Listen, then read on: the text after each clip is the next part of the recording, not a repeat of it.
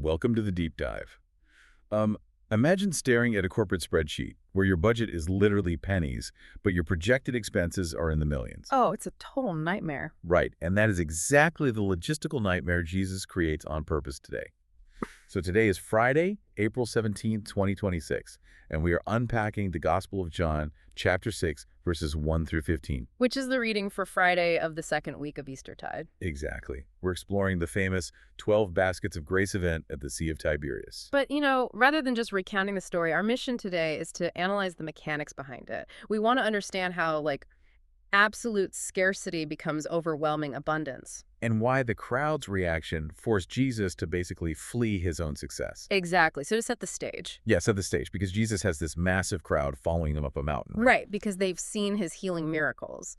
And Passover is approaching. As the crowd gathers, he turns to Philip and asks how they're going to buy bread for everyone. Which, why ask Philip this if, as the text explicitly notes, he says it just to test him?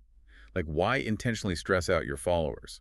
Well, he is deliberately exposing the limits of human calculation. Philip immediately runs the numbers and just hits a wall. He really does. He points out that 200 denarii wouldn't buy enough for everyone to get even a crumb. Wow. And just for context, 200 denarii was more than half a year's wages. It's like Philip is that modern project manager staring at an impossible budget.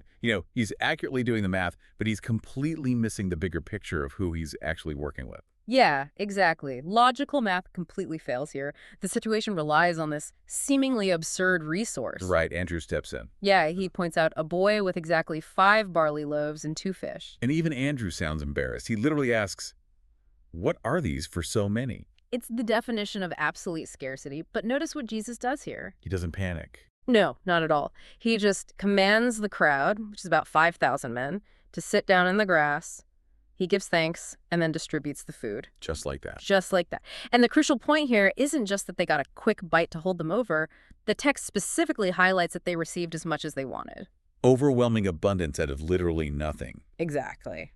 But the physical miracle isn't even the climax, is it? The aftermath reveals a massive disconnect between what Jesus did and what the crowd understood. Yeah, the feeding is really just the setup. Jesus tells the disciples to gather the leftovers so nothing may be lost. Right. And they end up filling exactly 12 baskets with fragments. Wait, why exactly 12? That can't be a random inventory number, right? Oh, it's highly symbolic.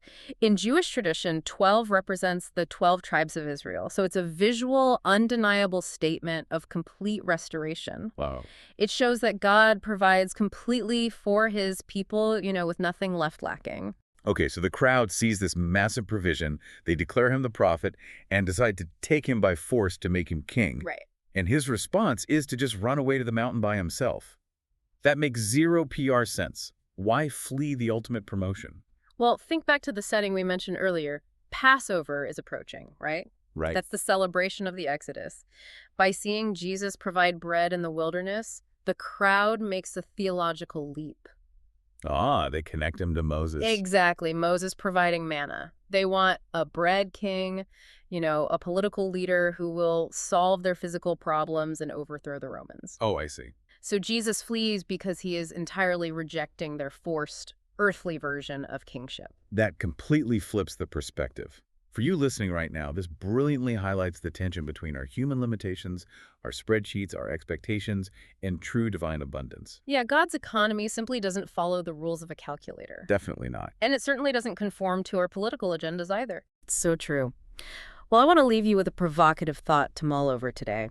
Consider the 5 barley loaves in your own life. What small gifts or talents are you holding back right now because you think they are just too insignificant to make a difference? That is such a powerful question to sit with. Let's conclude our time today with a brief prayer. Lord, help us to bring our small gifts to you with trust. Feed us with your abundance so that nothing may be lost, and grant us the grace to seek your truth rather than forcing our own expectations. Amen. Amen. Thanks for diving deep with us today, and we'll catch you next time.